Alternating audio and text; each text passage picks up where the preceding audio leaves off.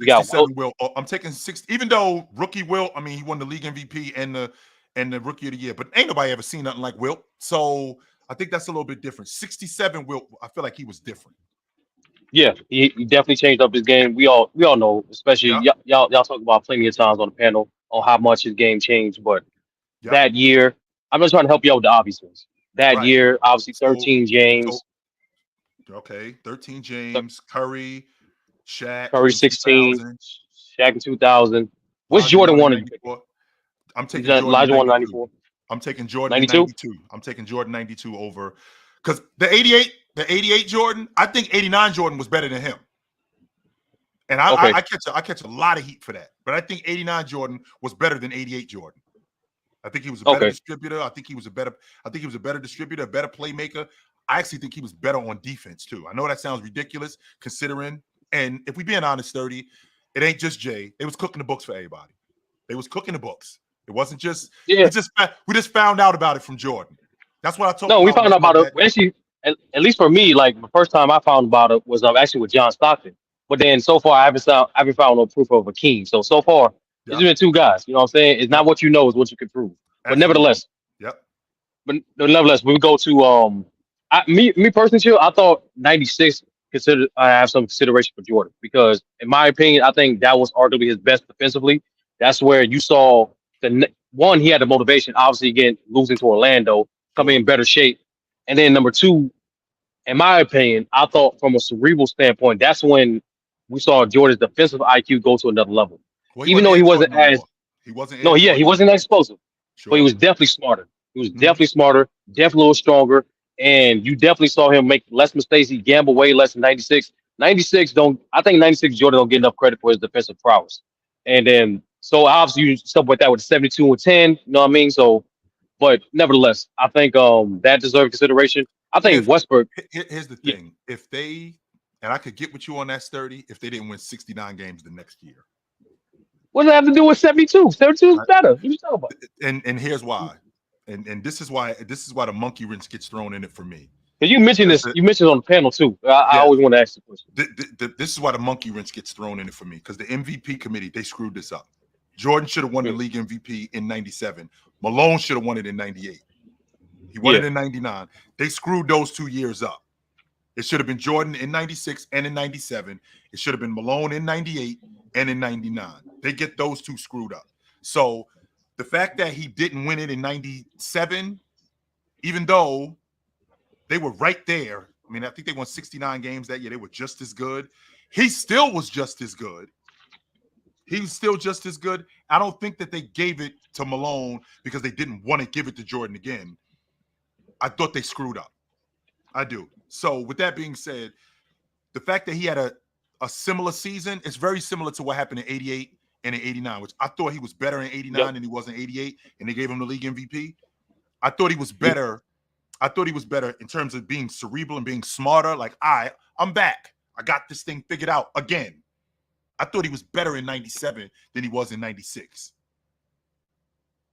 So again, that's definitely a tough one. But hey, Sturdy, good to talk to you, brother. I appreciate it. No doubt. What up? Hey, what's up? How are you doing? What up? Can you hear me well? Yep, you hot. Okay, I was just wondering what your thoughts on Kareem Abdul-Jabbar's 71-72 season. Yikes. Didn't he go like, didn't he do something ridiculous? Like, I think he went like 34 and 18 that year. 34 and 16. It's 34 and I'm looking at it right now. I just wanted to pull it up. Right. I didn't want to lie to you. I know it was like 34 and 16, 34 and Almost 8. 35. It was Right. 34.8. So 35 and like 16, 35 and 17, something ridiculous like that. Yes, Milwaukee was sir. at the top of the Western Conference. They wasn't in the East. I'm sorry, they was at the top of the Eastern Conference. I think that was the first year. Nope, it was in 73. It was when they started counting blocks. They didn't count blocks yet, but he was a force defensively, ridiculous on the defensive end of the floor. So when I think about Jabbar that season, if I had to pick between that season and 75, 76, again, we ain't talking about the better player. We're talking about the guy, not just the better player, but who's the most valuable. Think about what he did in 75, 76. He gets on that Laker team. They're the Trailblazers, right? They're Right. Detroit when he gets on that Laker team.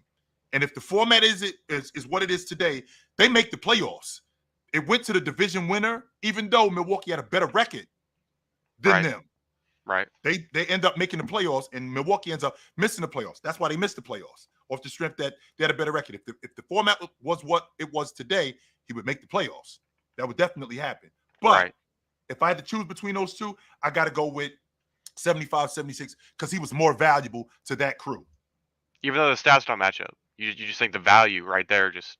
Well, that's what the MVP is. We can't just look at that's what I'm talking about when I talk about criteria, right? So what is the criteria? Because we got guys who average a ridiculous amount of points, but how valuable is that to their crew? I'll give you a prime example, Brock. I mean, Kevin Love, he was up in Minnesota, 26 and 14, 20 and 15, 22 and 13. It was empty though. Yep, I got you. Empty.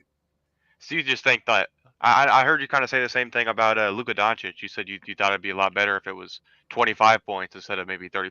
Man, if that 34, 9 and 9 was 28, 10 and 8, and Dallas was a 3 seed or 2 seed, Luka wins the league MVP going away. I think he wins it going away. By that criteria, though, shouldn't Tatum have won the MVP then? He should have 100%. And the reason I say that is because he goes down all the stats, you know what I mean? But his everything else goes up. His playmaking, his defense, all that goes up. But his efficiency also dropped. I think that's what got him on the MVP.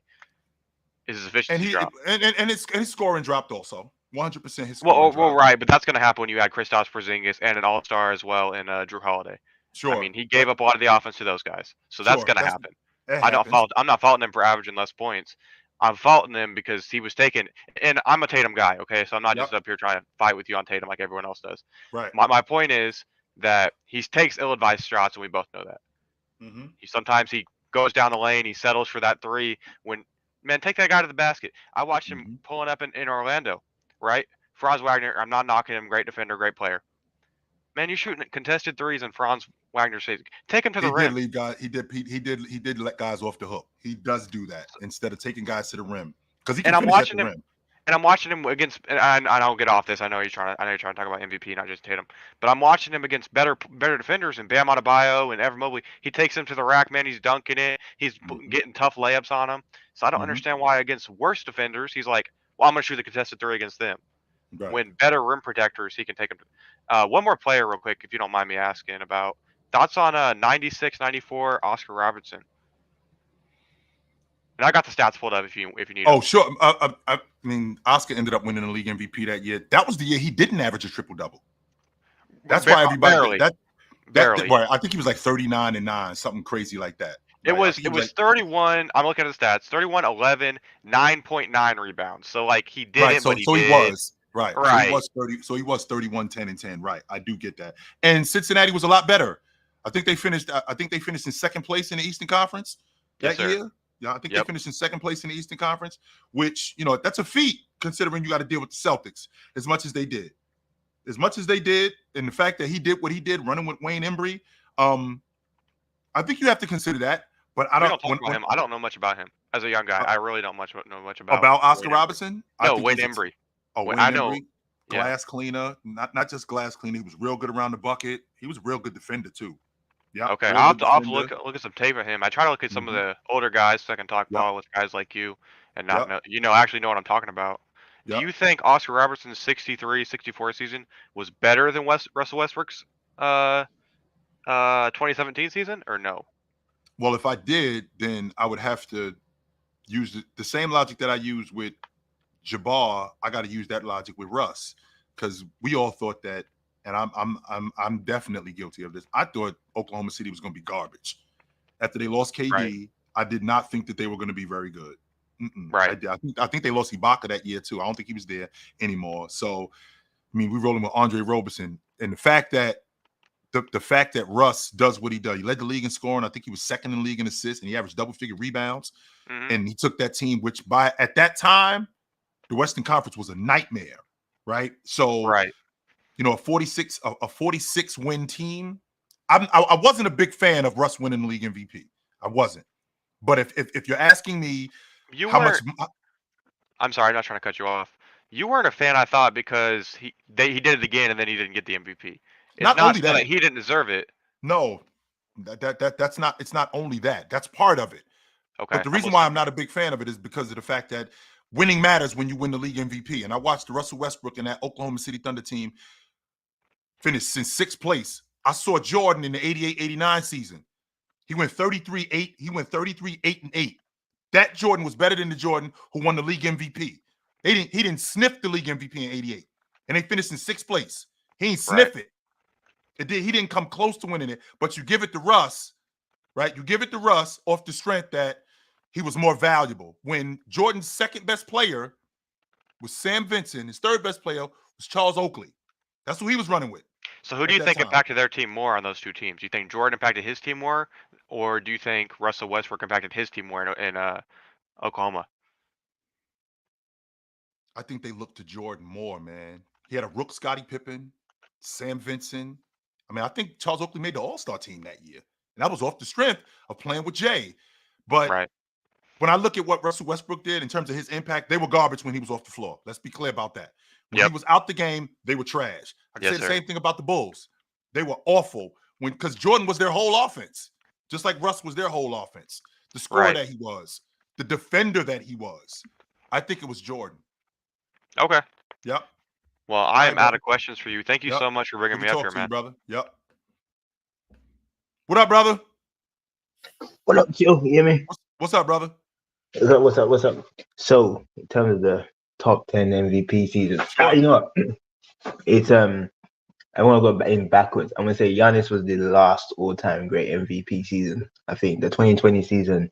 When he I won the think he league was MVP and the defensive player of the defensive year. player of the year. He deserved both of those awards, and that was Sure. a overwhelmingly dominant season by Giannis just from an efficiency. I think always he was like 28 and 12 for Giannis. You know, so I think for the most part he was back. There was a time where I thought that would get better. I thought the gap would be like a 2013 run. I thought it was gonna get so far, but then obviously Jokic started to catch him, and it was a kind of a weird thing where he kind of overtook him. Right. But I don't think Jokic has had a better season than that. I think he's had a better cumulative years than that as a player and kind of his overall skill set. Then Steph in 2016, I think 1 second, that Mari. was 1 second, Mari. I want you to rewind. 22-23, Joker, the year that Embiid won the league MVP. Is that as good as what Giannis did in the 1920 season? Because I'd like to think so. He was pretty awesome that year. it was close. Mhm. But I think for me, the separator is always going to be on the defensive end. I don't think that's actually a criteria for MVP, but I think it should be. Like, I think if you're the most dominant player on both ends of the floor and one of the best scorers in the league, and at that time, Giannis's scoring had kind of taken a jump to the Yep. point where he wasn't having the same issues he was having in 2019, but you could Yep. still build the wall. So that was the kind of thing with Giannis at the time. Who did he lose to in the end? Was it Miami he lost to in the Yeah. conference finals? It was I forgot Miami. what it- Yeah, he got So hurt. you He could, rolled his ankle. Yeah, he rolled his ankle. He got hurt. yeah, They lost he wrote it. I realize lost he's to quite Miami. injury prone actually. Now I'm thinking about it, Giannis. Yes, he More injury is. prone. Yes, More he injury is. prone than people give you credit for. So, Steve Jokic. Yeah, it was close because Jokic was 29, 11, and 29, basically almost average triple double. Was 24, 12, and 9. And they were at the No, top of the Western Conference. They were at the top of the West that year. So with that being with that being said, you talking about the defensive side. That's why I think Shaq's 2000. I think that's a top 5 Shaq's MVP season 2000. all time in 2000. It's the most. I think he should have won it unanimously that year. To be honest, He with should you. have. Yeah, I don't know who the voter's name was, but he always mentions in interviews, Shaq, where he Yes. says, this guy stole it from me. And they did the same thing with LeBron James 2013, where they gave it to Carmelo Anthony. It's just absolutely disgusting work. But I think Shaq's 2000 season, 2013 run is up there as well, but Shaq's 2000 season, I think, is the most impactful MVP season in the last 30 years, and it's the most impactful season in the last 25. I don't think there's anybody who has had the peak of that offensive season He was at that phenomenal. point and then carried it over for the rest of the year. It was almost like Shaq got better for the year. He goes from averaging 29.7, I think, and 13 rebounds to going to 35 and 15 in the finals. I don't think anybody's ever had that kind of clear path of dominance over an entire league, but it doesn't seem close. He was the second best player in 2000. What, Tim Duncan? Yes. I don't think anybody was talking about Tim Duncan 25 years ago comparative to Shaq in that season. Not at that time. And Tim Duncan was on his way. Don't get me wrong. Tim Duncan at that point, he had gotten hurt that year in the playoffs. And that's when Shaq had clearly separated himself from Duncan. And Duncan closed the gap around 2003. That's when he got back in it. But And Shaq was older. I feel like he may have overtaken Shaq at that point. However, at that point, when we're talking about in 2000, I mean, and Amari, you just mentioned it. We're talking about the defensive side of the ball. I mean, Shaq finished second in Defensive Player of the Year that year. And was he first ever NBA or was he second team? He was first team. Yeah. He was first team. He was first team. He was first team All NBA. He was second team All Defense. Lonzo Mourning was first team All Defense because he was the Defensive Player of the Year that year. Even though Shaq averaged more rebounds than he did that year. I think he averaged more blocks as well. I think Shaq was. Yes. Shaq, yeah. So. Yes. Yeah, I mean, that team was different. I think that Shaq was different. I mean, that team won 67 games as well. I know they struggled against Portland in the playoffs, but they were a different kind of team. I would give Tim Duncan to. Which I wanted to ask you, when you're talking about the league MVP, does what you do in the postseason? I know that it's a regular season award, but does that sweeten it? Like, for example, with Shaq winning the NBA championship, does that sweeten your MVP season? When Jordan wins it in 92 and they win the NBA championship, does that sweeten it? What James did, right? Does that sweeten it? In context for these type of conversations, yes. In terms of evaluating them in the year, no. So I think if you're talking about historical presidents, I think you have to do something that is spectacular throughout the course of that MVP season for me to put you in the annals of the great seasons. Because you have a great regular season. Like Russell Westbrook's 2017 season, I thought it was a great season, but I didn't think it was good. Like he got eliminated in the first round. That's where the story ends of his season. Oh, he got eliminated in the first round. So how impactful was you really throughout the course of the year? It's not fair, but I just think that's how it should be. And I think when you're looking at, I think having that season where you win a championship, or maybe even if you come close, but most of these MVP seasons will either come with the player coming close that are in the top 10, or winning the MVP or winning the title. So I think the reason why I would put also like something like Hakeem's 94 season, not only because he was Defensive Player of the Year, but he's also the All-Star MVP. He was also the Finals MVP. He was also the best defensive player in the league, the best offensive player in the league. Well, he didn't win the All-Star game. He didn't win the All-Star MVP in 94. Scottie Pippen won. It was in Minnesota. Was it 95 he won it? No, he won it in David Robinson won it in 95. He won it in 94. Now, in 94, Scottie Pippen won the All-Star game MVP in Minnesota. That's when we actually started to find out who actually Scottie Pippen was. But that's good stuff, Amari. I appreciate you, bro. Yeah. No doubt about it. Good to talk to you. Yep. What up? Hey, yes. What up? Yes, you get me? You get me? You hot? What up? Well, after seeing Bobby get his ass kicked yesterday, in that battle, man, which was brutal, the T-Mac James Harden shit, I gotta do that. I was just like, this is he didn't took a serious out, but I didn't want to get into that. Nobody's nobody's gonna win that. But top 10 MVP seasons. Oh wow, this was a dandy. I'm looking down the list. I'll be honest with you, I'm trying to find a criteria, like be honest with you, because these numbers this shit is out of line. Yeah, where do you rank Moses 82 a year? This is I'm reading off, what is this, 31 and 15? Mm-hmm. Houston finished fourth that year. And Houston finished that year. They finished fourth that year. Did Houston make the finals that year, or that was the year before? No, it was the year before. The year before. Okay, all right. So where you rank Moses at? Because I know you a little old school, man. I'm high on Moses, but I think in 83 was better than in 82. Okay, just by like just basketball standards, or just like how you going by it? Do you do it by the numbers, or you? It's not just by the numbers. Again, what does MVP stand for? It's not just the best player in the league. It's the most valuable. It's the most valuable to your team's success. So when I think about what Bill Russell did in 62, and the fact that Boston was at the top of the Eastern Conference, when I think about how much better Chamberlain was in 67, and the fact that Philly was at the top of the Eastern Conference when he asserted himself more as a distributor and as a playmaker, right? When I think about Jabbar, when I think about they were Detroit, the Lakers was Detroit before he got on that crew. He gets on that crew and he makes them a legit playoff team, but because of the format, it doesn't work. So when I think about my criteria, how impactful are you how impactful are you to winning? Did you win during that season? Did you win? How impactful were you to winning, and how far were you guys able to go? Because winning, what happens with winning is winning validates the league MVP.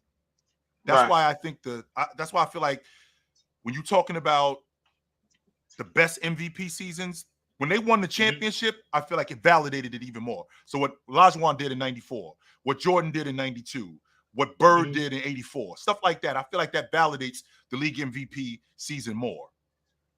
I feel like for me, I kind of just look at the year. I mean, like I don't really involve. I think the playoff runs make it more memorable. Like your cousin, I ain't gonna lie, your cousin got robbed. He got robbed. He should have won unanimous. Maybe should have been the first. Everybody likes to talk about Jordan and what was it, 96? I think he was maybe what 2 votes off. Was it 1 vote off in 96? Two. So and your cousin was 1 vote off in 2000. I think LeBron was what 1 vote off in 20. Went to Carmelo Anthony in 13. Went to Carmelo 13. Okay, yeah. Okay, so I mean, when we look back at this, but Steph to be the only unanimous is just disgusting to me. Like I'll be honest with you. It's not that Steph is the only one. It's the fact that he's the first one. That's the first. Yeah.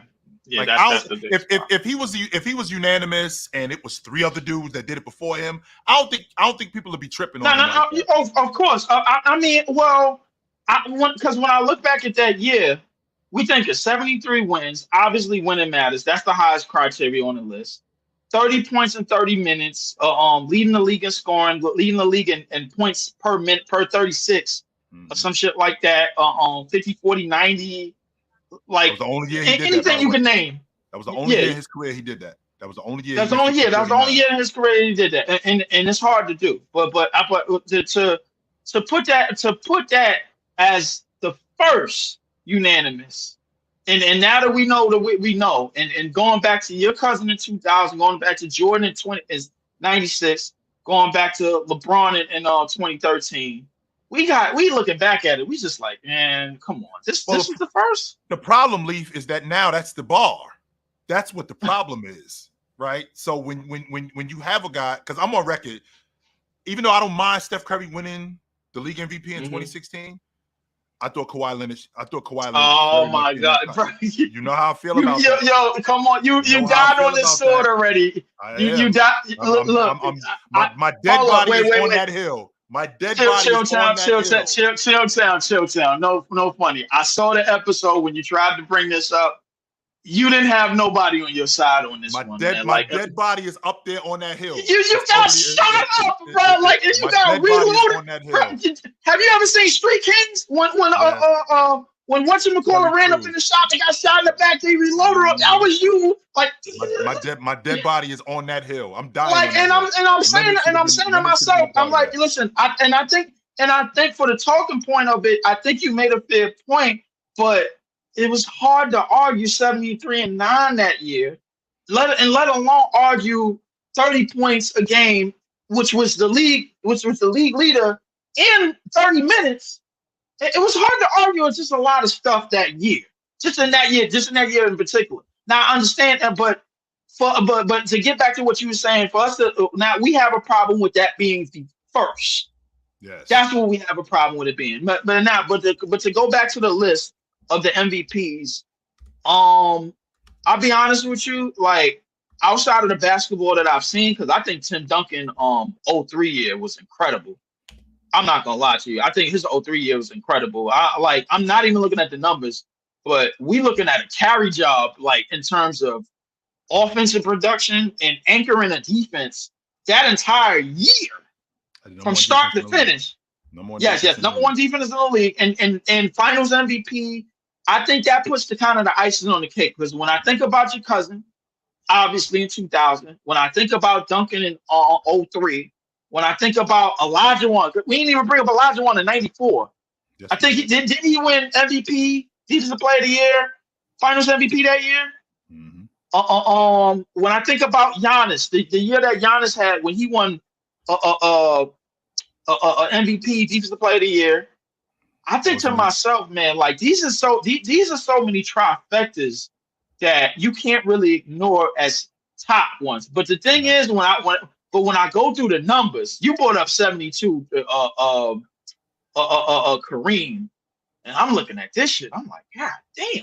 Yeah, I think he was 35 and like 16 or 17 that year. I thought it was 18. Yeah, And I don't even see the year where Wilt was averaging 50 and 26. Who won it that year? Bill Russell won it in 62 that year. He was 19 and 22 that year. Oh my God. That was a tricky year, Leaf, because that was the same year. That was a tricky year. I mean, Elgin Baylor averaging like 20 and 20? No, he averaged almost 40 and 20 that year. 40 and 20, bro. We're talking about video game type of shit. You walk up the crib, I'm like, Bob Pettit. I think Bob Pettit finished in 5th or 6th place. He went 32 and 18. That's almost 30 and 20. God damn. Yeah. Listen, and I know this. I don't know if anything will ever equivalent to the 62 race. Ever. Like, I doubt it if we ever see that type of race ever again. But when I look at the scale, and I'm gonna get to another point before I leave. When I get to the scale of things, I can see why you got the Kareem 72 high. I can see why you got the Wilt, what was that, 67? 67? Mm-hmm. 67 so high. It was a big difference between 60 and 67. You see, because you really value the playmaking. You really value when he turned into a passer. It's a lot of but that was the difference in him winning. That was the difference in him, and that was regardless of everything that he did. That was the difference. Of them getting when he turned into a passer. But I wanted to ask you another thing. Right now, before I leave, best player in this year's past draft. The best player. Yes. I think it's this kid that Oklahoma City got, Topich. I think it's going to be him. I'm talking about right now. Today. I think it's going to be right Zach now. Edey. I think it's going to be Zach. Yeah, I do too. Now, if it is Topich, I think that I'm looking at the injuries that he had, and I'm thinking to myself, like, what was he? I think he had like 2 injuries before he turned 20. Yep. Something like that. Two surgeries. I'm thinking, is that kind of giving you Ricky Rubio vibes a little bit? No. Because you remember Ricky Rubio, like when he came in and phenomenal facilitator. He was a sensation. So 100% he was a very sensation. But I'm thinking to myself, it's got to be a great bill of health that you got, like to lead that. Like what you think? What you think about Topich overall going forward? Because I know he's gonna get redshirted this year. What you think? Because you thought You mentioned Topich. What you think about Topich going forward? First of all, as a big guard, as smart as he is, the distributor that he is, I don't think he's staying in Oklahoma City. I think he's going to end up about 6'7". Yeah, I think you think he needs his own team. Yeah, I think he should be running. I think you do too. Yeah, I think me personally, I was at the big interest of making a trade for him because, as you know, we are sellers. We just got Killian Hayes, which I think is a bad luck charm, but me personally. But it's good though. But it's good though, and the reason why it's good is Here's why it's good, Leaf. Stop, Leaf. Stop it, Leaf. Here's why it's good. What business are you in right now, Leaf? We are in the business of tanking. Now. Well, you want to be as garbage as possible. Here's the problem with this. Here's the problem with this. When you're in the business of tanking, you don't need no bad juju. You don't need somebody that came from a team that couldn't get a top 3 pick when they was damn garbage. They just lost 28 straight games, and I don't need that bad luck shit in my organization. That's what I don't need. That's what I don't need. But to get back to Topich, before I leave, I think he's a phenomenal facilitator. You mentioned him being about 6'6", 6'7". I think going forward, I don't think OKC is the team for him. I think with us being in the sellers market, with CJ, we're trying to get off CJ, we're trying to get off PFS. I think a facilitator and a great passer for our team in the future, because we obviously going young. We obviously need to get up and down. And I'm looking more at Ace Bailey than Cooper Flag, because I think Cooper Flag probably gonna land in Portland. Maybe I think one of them picks, man. I don't really think Cooper Flag is for us. But I think Ace Bailey, if you haven't watched Ace Bailey yet, watch some Rutgers games this year.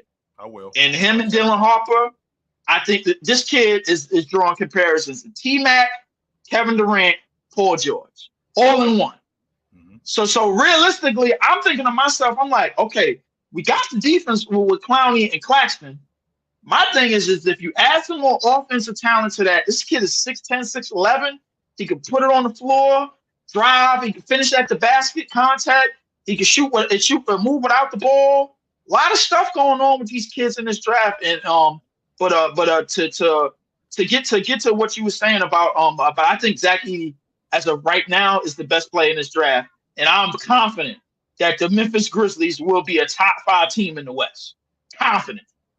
I'm damn confident. We're gonna find out. All right, Leaf. I know where to find you. They might be higher than OKC. And offer me something to drink next time. You stay on offering nobody no shit. Look how you are right now. You coming to my house screaming at me? You coming to my house screaming on me? I mean, you ain't offering me shit. I'm good, yo. I'll catch you later, Leaf. I'm good, Leaf. I'll catch you later, brother. It's about that time for me, guys. I gotta bounce. It was good to see y'all tonight. Y'all know what it is. Y'all know where to find me. If I'm not here, I'm on a panel weekdays from 11 to 2 on Players Choice Network. If I'm not there, Monday to Friday, 9 a.m., I'm on TikTok, Good Morning NBA.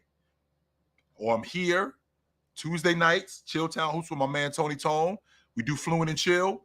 And on Saturdays, we're back on YouTube on the Players Choice Network. We're back on YouTube with Chill at 12 o'clock. So I'm not hard to find there.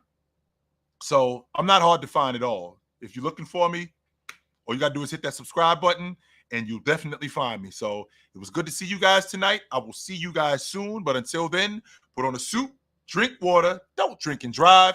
Hey, man, call your mother. The last time you talked to your mother? I just talked to my mother a couple of days ago. She good. I will talk to you guys soon. But until then, take it light. But take it. Absolutely, man. It was good to see you guys tonight.